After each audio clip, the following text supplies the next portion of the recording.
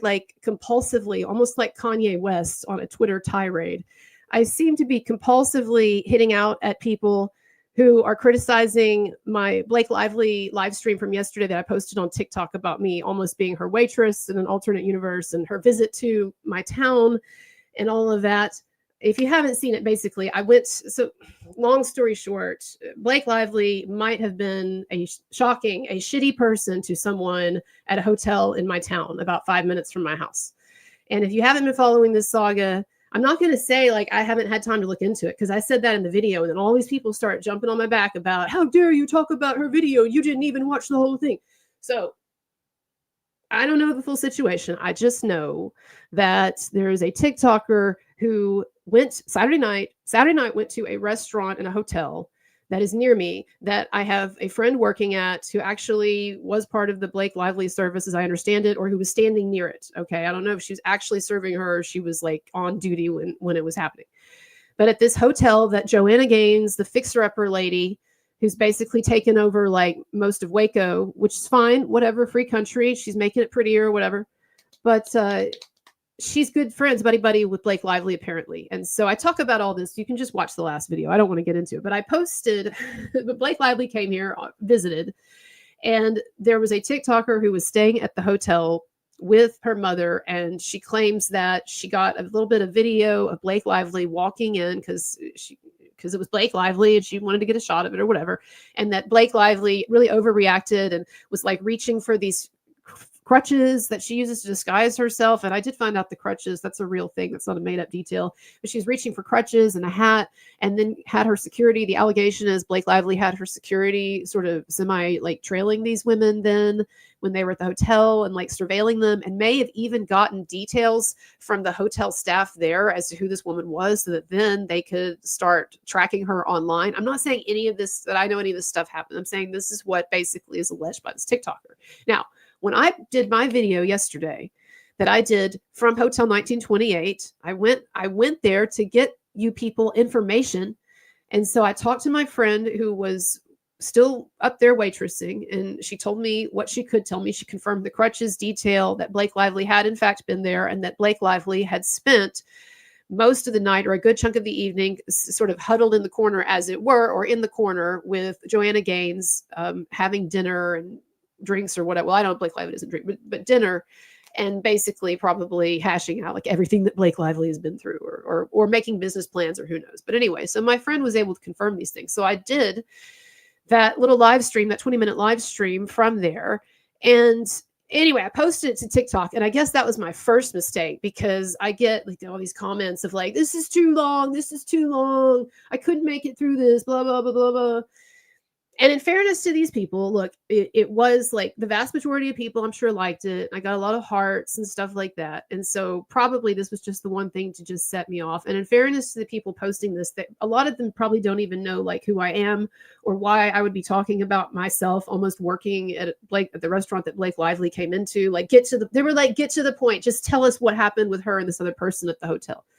So I sort of get that, but it did set me off. And it's funny, the things in this business, so to speak, or in this realm that I'm in, it's funny how so often the things that you would think would set you off don't set you off.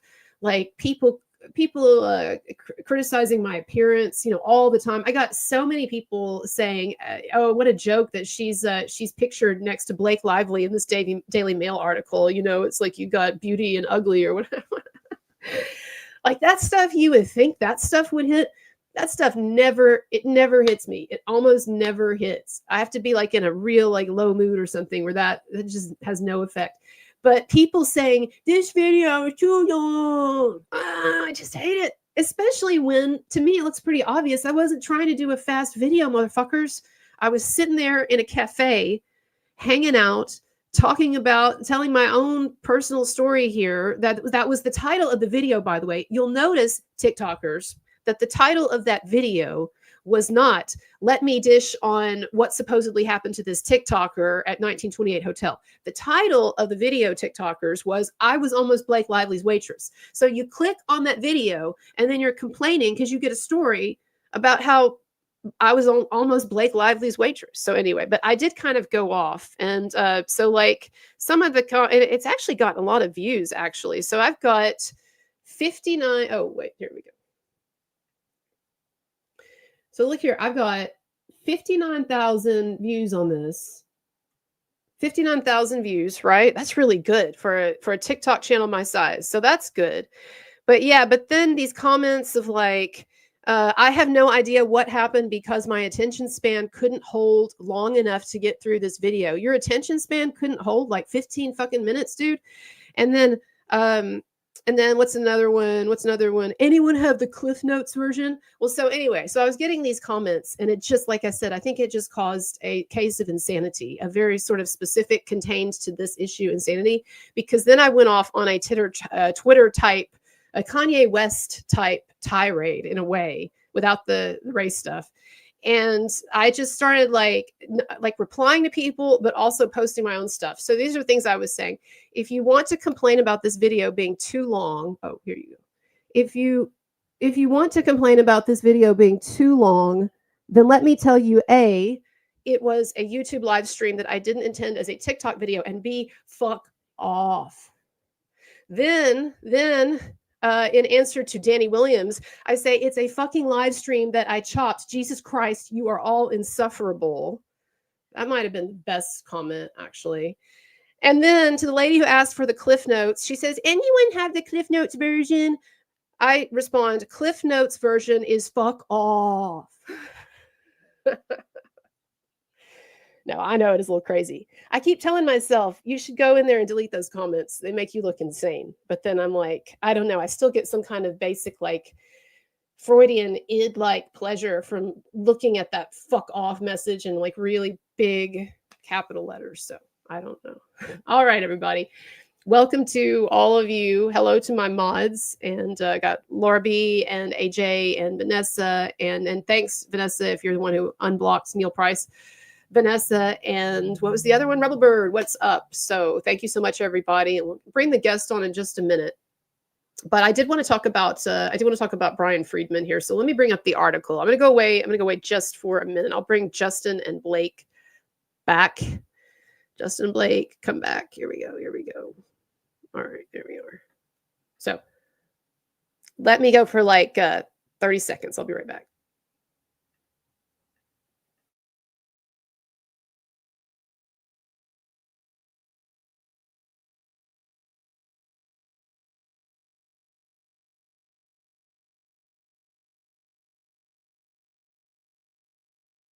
Do you think it's time?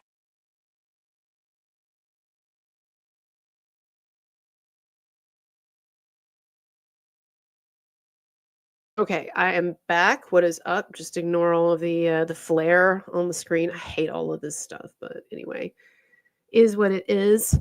So here's the article that I read. So again, we're talking about Brian Friedman, Justin Baldoni's. I call him the Terminator lawyer because I tell you, he seems to. I've not seen a lawyer who up to this point like him, who has really really understood this new media age that we are in, where what we're seeing now is a really kind of pioneering field of hybrid lawfare, but also public relations, like rolled into one, where the lawyer is not just there to do the legal work, however capably, but the lawyer is there to also be your public advocate and to go out there like not just like a PR spokesperson, but like a PR fighter, to go out there and fight your PR battles while he or she is representing you. I think we've seen shades of this too with like Alina Habba, Trump's lawyer, who's really doing a kind of a crossover now from law into the political world, right?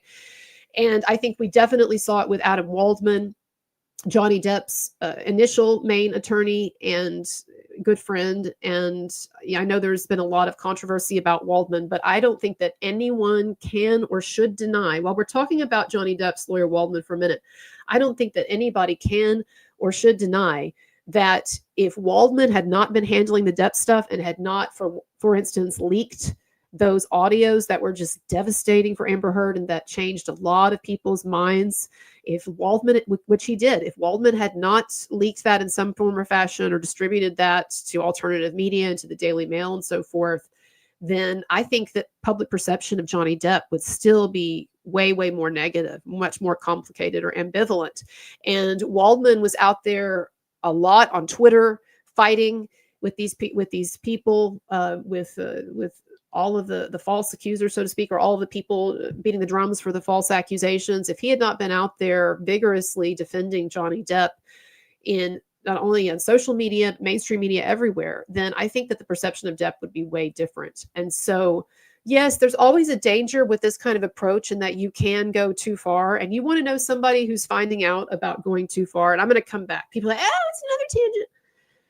And but this is something that I've been covering a bit. The lawyer for claimants against the claimant against Jay-Z, who, and I know that case is like really, really complicated. I'm finishing a video on it because people are like, explain to me what's going on, because I keep hearing all these different things or whatever. But here, the long story short is that the lawyers in this case representing their claimants, of course, Busby and his woman, she was so totally discredited, her just by her story being discredited by facts, that she had to drop that because Busby was afraid that he was about to get sanctioned and get in some real trouble. But anyway, Busby has been playing a really high stakes game, not only with the Jay-Z thing, but also with the like 200 people that he's representing against Sean Combs. And of course, again, it's possible that a number of those lawsuits are legit. A lot of them are probably BS, who knows? But the point is, he understands this new style of PR lawfare because he goes out there and he posts on Instagram and all this stuff, right?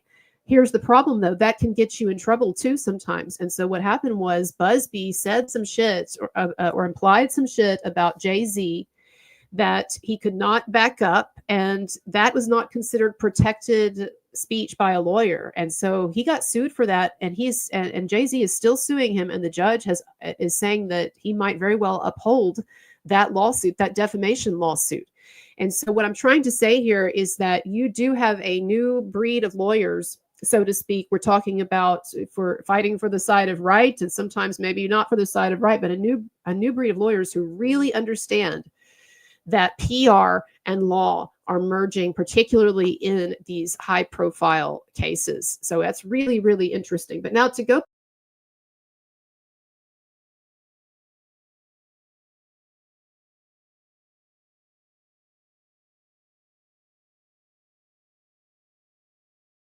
Sorry, we're back. To go back, I don't know. It was Ari Emanuel again trying to take me out. From now on, every kind of like technical issue that I have, I'm just going to blame on Ari Emanuel, like trying to pull the plug on me. What do y'all think? Y'all think that works? It's Ari Emanuel. Oh my god. Oh my god. All right, hold on a second. I'm trying to get my thing back now. Okay, getting back to my article, just a second here. So we're going to look at, Brian, my point with all this is that Brian Friedman, Justin Baldoni's attorney, he is, I think, that new style of lawyer, and he understands what this is. He understands the game that he is playing, high stakes as it may be. So he's doing a lot of interviews, all right? So he says, the title of this, Justin Baldoni's lawyer clarifies why he called Blake Lively a victim. Quote, a lot of people are victims here. Says Justin Baldoni's lawyer is clarifying his victim comment amid the legal battle with his clients. It ends with us co-star Blake Lively. Skip the next. We're going to skip the next couple of paragraphs. Says during a March 6th pretrial conference with federal judge Louis J. Lyman, Lively and Reynolds' attorney Meryl Conant-Gavrnsky said, according to Deadline, that both sides' impulse to leak information to the media outweighs complying with a court's gag order. This is kind of what we're talking about in a way, right? Like there are two arenas of conflict. There's the legal arena, and then there's the PR arena, and sometimes those are in conflict, right? Where legally it might not be such a great idea, it might not make the judge so happy if you leak something, but then you're going to get those points in, those media points or what have you. I'm having such a hard time with this. Okay. And so then Friedman says, Friedman responded that no one, quote, has any intent of harming Ms. Lively in any way. Quote, my clients have a right to defend themselves, added Friedman. That is in no way abusing the victim, he says. So then on this podcast, the host Baldoni said, "It is interesting that you said not abusing the victim. Does that mean you agree that Blake is a victim here?" Now, that's interesting because clearly Friedman does not think that Blake Lively is a victim. He was speaking the thing is in court, Friedman was speaking, as we understand, in sort of a more general legal way.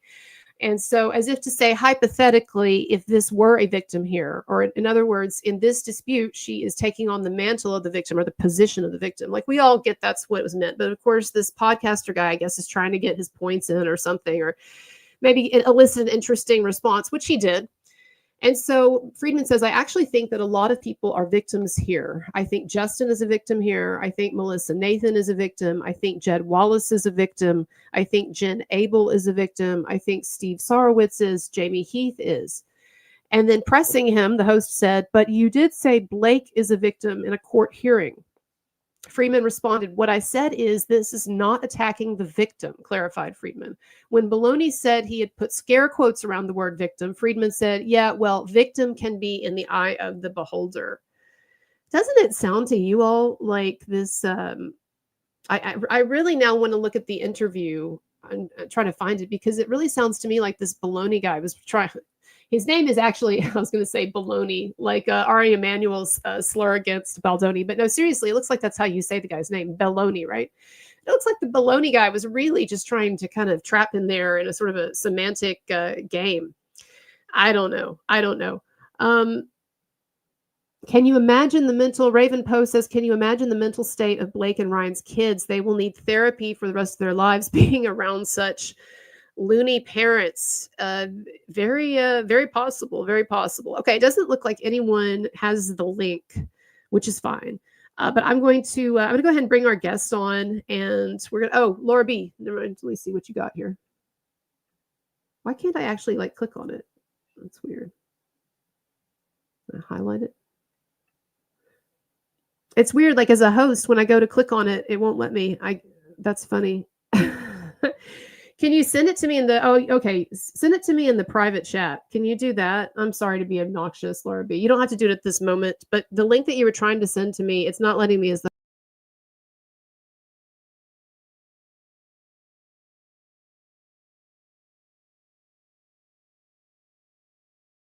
Uh-oh. It's Ari again. Sorry.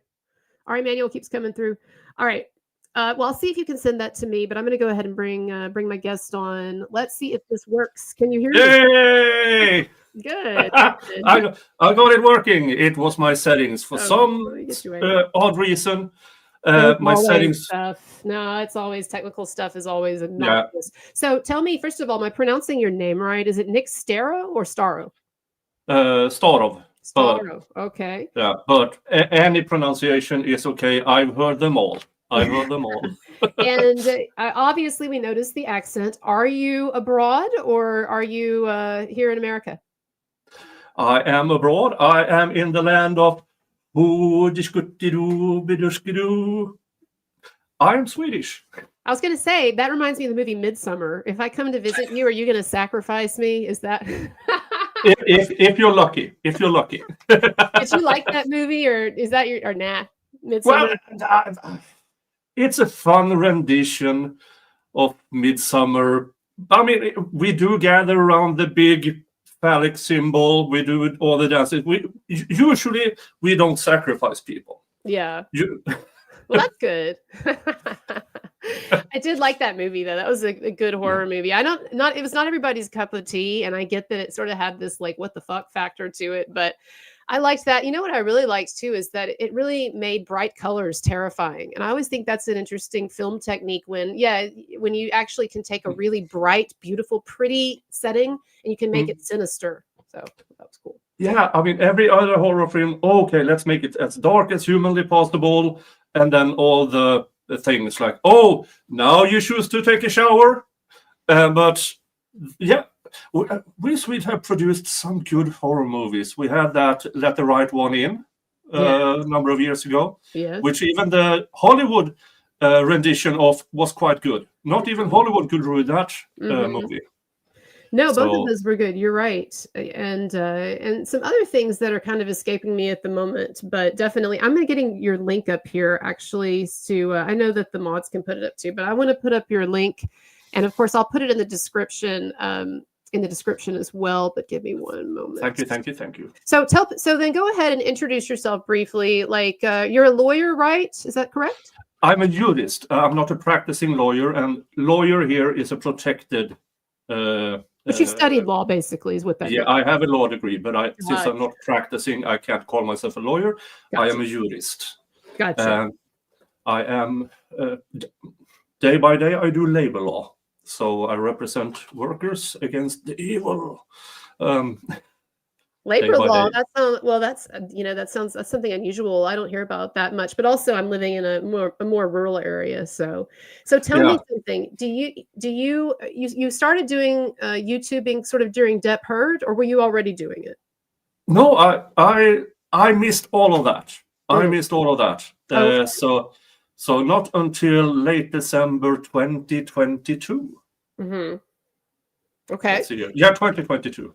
And you've been following the Justin Baldoni Blake Lively case because I've seen you commenting on it online. So what is your sort of your general opinion on it before I ask you some specific questions? Okay. First of all, I did the gut feeling, immediate instinct thing. And I did that with the Amber Heard stuff as well. I don't know why.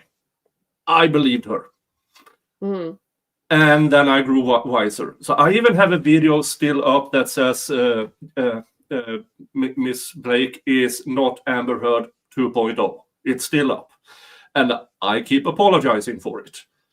But I mean, it's not When did you do that video, though? When did you do? So initially, you thought Blake was telling the truth. This was before Baldoni filed his lawsuit, right? Yeah. Let me see when I did that. Oh, I need to check. But I mean, I guess that what's significant to me, I don't care so much like the date that you did it, but more that it was in that response to Blake's initial complaints and the New York Times article, right? And I think that honestly, I think that got a lot of us because I didn't do a video about it just because it wasn't really pertinent to what I was interested in. But I remember thinking the same thing. It's like, oh, it turns out that look, that man bun feminist guy really was a sleaze. That was what I thought. Yeah, because over here in Sweden, the past 10 years we have had cases of these man bun things, and all of a sudden you see a small notice in the legal papers. Oh, wait a minute! Somebody is being prosecuted for bad stuff. Right. So, and but my immediate thought was, oh, he's screwed. And then the reply came out, and then I thought to myself, oh crap, not again. No, and seriously, that's what I thought too. And it was the same feeling that I had when I had initially thought that Johnny Depp was probably guilty of some abuse when she accused him. And then he filed his lawsuit. And I remember reading it late at night under some covers because I was in a hotel room with somebody and just thinking like, wow, I was so wrong. We were so wrong. We were so wrong. And that was really the feeling that I had when I read Justin's lawsuit. But you know, what you say about really your overarching feeling initially was this guy is screwed. That's the same thing that I thought. I'm going to bring pictures back. That's the same thing that I thought. I remember looking at pictures of Baldoni and his wife, Emily, going into what was probably a meeting with lawyers because the paparazzi were following them around, and the headline was, or the article said, Baldoni and his wife going into a business meeting. So I'm sure that was probably a meeting, in LA with Brian Friedman or whomever about the lawsuit and stuff. And I remember looking at him and thinking, oh man, he is just done. He's canceled. He's ruined. His name is ruined. And then I looked at his wife and I thought, how embarrassing for you to be stuck with this sleazebag. I mean, I'm thinking these things and I'm like Miss Anti-Me Too. And that just goes to show that the bias that we have toward people like to say, oh, people don't believe accusers. Actually, the bias that we always have is toward the accusers, because you know what, Nick, even if we don't buy everything that an accuser says initially, we all tend to think that where there's smoke, there's fire. And these days, I saw somebody use a phrase, and I'm just going to outright steal it. I told you I'd steal it from you, but I love it. It was great. They said the new saying should be, where there's smoke, there's arson. And I love it. That's a good one. That's a good one. Now, over here in my life, because I represent workers and either in individuals or entire groups, is that believe, but verify, then speak. Right. Absolutely. Because sometimes you have clients that are not very truthful. So let me ask you then about some of the legal stuff. I know different country and you're into a different field of law or whatever, but how much trouble legally are Blake Lively, Ryan Reynolds, Ari Emanuel in potentially? I mean, you talked about how you thought his goose, that Baldoni's goose was cooked. Do you think their gooses are cooked now? Well, it's all about receipts. What can you show as receipts? And now in the court of public opinion, we can use receipts that may or may not be admissible in court. And this is the big battle that has been going on now for a few months. Much of what we are seeing might not end up if this goes to court. But from what I see, Justin is winning the PR battle simply because receipts. But we are up against the same people, almost identical as in the Depp we heard. Because guess who pops up? Taylor or Lorenz. Because now apparently we are all right-wing Austrian painter fans. Right. I mean, right. Austrian painter. Yeah. Right. And I'm just, but this is the same playbook. And I remember when I had Ari on my channel when she talked about the playbook, and it's getting old news, this playbook, because it's been revealed in the Depp we heard. And now it's getting revealed again that this playbook has to hold up against scrutiny. And it didn't in the Depp we heard case. And here we now are in a new era of news. Because remember, Johnny Depp, everybody thought he was guilty for, what was it, 5 years. Yeah, it was a long time. You're right. Yeah. Here, not even a month, and all of a sudden you saw the shift. Right. That's true. So do you think people are learning, like, from the precedent that sort of this isn't our first rodeo, and so we see this with Johnny Depp. We've seen it in other cases that we know of where people have likely conducted these Me Too hoaxes and stuff. So basically, do you think it's just speeded up the process now, where when something like this happens, people catch on very quickly because they already know the game? Yeah, and I mean this entire game, believe all women, because I covered the Jodi Arias trial. Oh, okay. Oh, and one of the experts for the defense there was, I don't remember her name, but she literally wrote the book on Blame All Men. Oh, really? Yeah. So that was way back in 2011, and then you saw.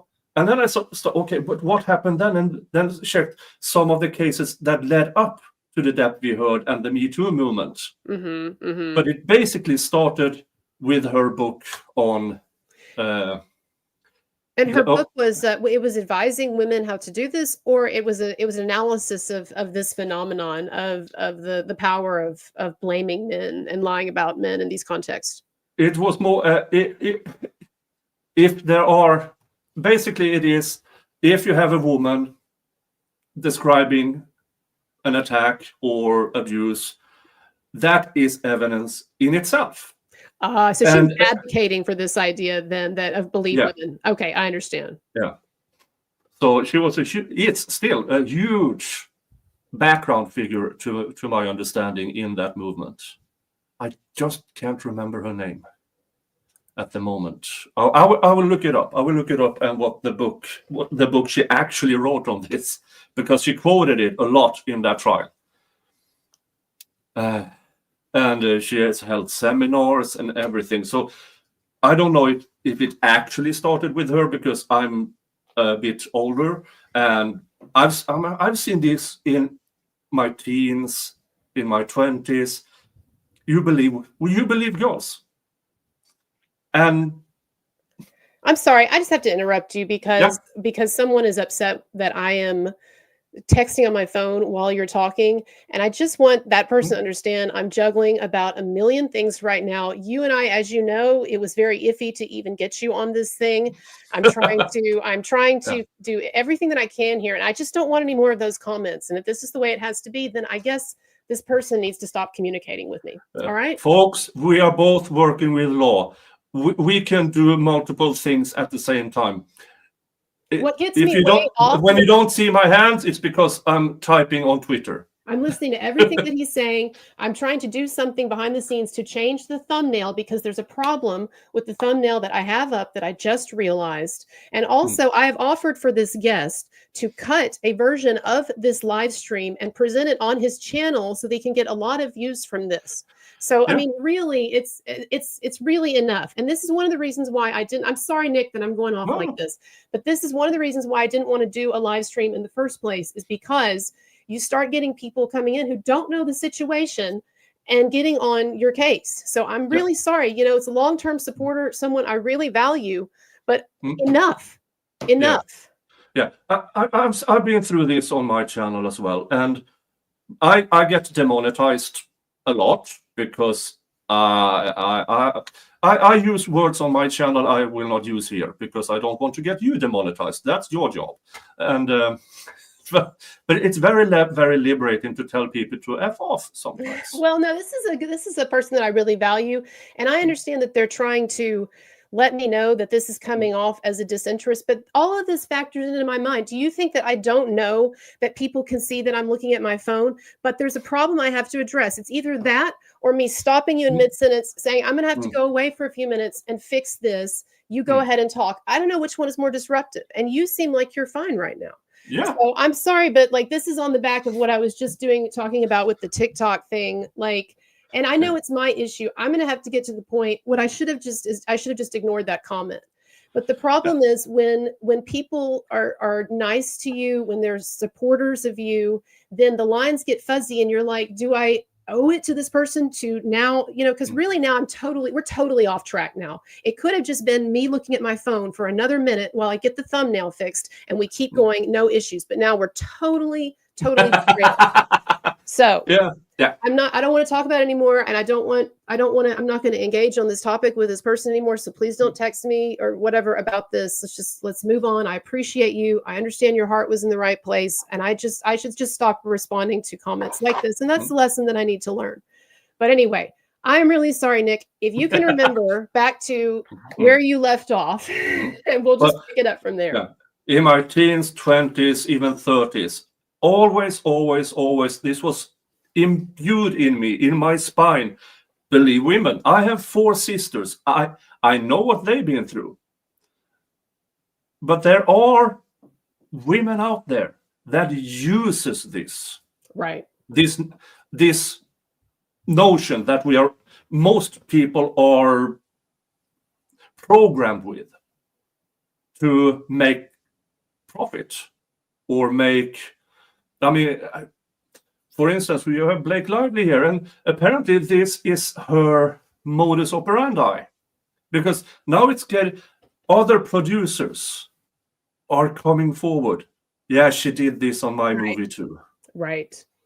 Because this is one of these, they can do it,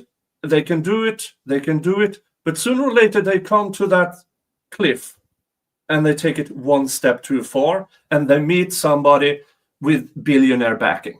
And sadly, most of the time it takes multimillionaires, or even in this case, backing of a billionaire to expose these people because they are so powerful, unimaginable powerful. I mean, we have Ryan Reynolds and Blake Lively, who probably have their appearance insured for $500 million or something, because they bring in money just by being on a movie poster. Right. Well, at least they used to. Right. And so people ignore the history of these two people. Remember, Ryan Reynolds cheated on Scarlett Johansson with that. Yep. It's true. It's true. So the thing that I was talking about before you came on about how we're in this sort of new age where it's lawfare, but it's also PR at the same time. Do you perceive this? Do you perceive that things have really shifted into some kind of new realm with these celebrity cases? And do you agree with me that, I mean, that is a change, that is a new phenomenon? Yeah, at least at a grassroots level. I mean, we have decent audiences, but we are still not on the level of New York Post or CNN. But I covered a case not that long ago with where CNN lost a multi-million defamation case. And it was horrible to see because this lawsuit managed to get the internal communications between producer and journalist. And all of a sudden you saw exactly how little fact-checking that actually goes on, and sometimes how they ignore facts to get a story out. And that was very, very, I wish that more people watched that trial, because it was amazingly. Oh, I have it on my channel, by the way. Yeah, people should check it out. Yeah. So, it's the CNN defamation trial. It was quite short. I have it on maybe 10 or 12 videos. I have clips of it. You said it was short. How long did it take for that trial how long was that trial? Maybe 10 days. Oh yeah, no, that is a short trial. Of course, Depp versus Heard was what? And I know that was considered longer. 6 weeks, 7 weeks. That was, that was a long time. What is the perception? Do you talk to people in your part of the world about this kind of stuff? Because I know that Europeans, correct me if I'm wrong, but Europeans, Scandinavians in particular, have a much more what we think of as a feminist viewpoint. Is that, first of all, is that true? Is feminism stronger in your country? And then how do people view Depp versus Heard or a case like this? Well, our newspapers still refer to the Depp v. Heard as more or less Depp. Amber lost on the technicality, more or less. That's still what's being reported. And also, every time she comes out with some remark or something, she get published, whatever remark it is. And Depp is he is the one who was accused of this. Not that he was not acquitted, but he won a defamation case. That is completely ignored. And but there is interest in this. Now, we are not that many Swedes who cover trials. I must say, I think I'm the only one, at least with a law degree. On YouTube? The only Swedish guy with a law degree who covers these cases. I've been trying to talk to some, because there are some people in my network who would do amazingly on YouTube explaining things. But they won't. Well, because it's degrading, you see. It's degrading to our law degree to talk to people. You know what I think is going on too with some of that kind of criticism? I think, and I even think this is partly the case with people like a Kat Tenbarge or a Taylor Lorenz. I think that there are a lot of people who would like to do something like this, but for whatever reasons, I think largely a matter of, I don't want to say courage, because that makes it sound like it's you're you're being a coward if you don't do YouTube. But my point being that I think a lot of people have lives that are in many ways so complicated, like with kids or with not wanting to be seen a certain way in the community or what have you, that they are afraid to start a YouTube channel because they know that does bring you a certain amount of like notoriety in a negative sense, or you know what I'm saying? Yeah. And so I think that there are people who are afraid to do that. And so then, but then also kind of jealous in a way too. Like I think Kat Tenbarge and Taylor Lorenz wish that they could have the kind of popularity that YouTubers have. Definitely. I do. I don't know if either of them ever started an actual YouTube channel, but these are the people, they paint themselves into corners because they bang their credibility on one specific point of view. I don't. I say this on most of my the trials I'm covering. I might change my mind. Be prepared, because if the right argument, the right evidence, the right screw up comes along, even in cases like the Delphi case, which I have been covering for the past 2 years, and even if now Rick Allen is convicted, I don't believe that he was guilty. But now when we are starting to get the evidence from that trial, because it wasn't on TV, because Judge Gull decided, no, this is not getting streamed, and she decided to railroad him, in my opinion. But now when we are starting to see the evidence come out because the trial is over, I still say I might change my mind, because I have to let the evidence speak for itself. Right. But with Kat Tenbarge and Taylor Lorenz, they don't care. Right. Because they have, this is my immediate stance, and I will keep it no matter what. Right. Right.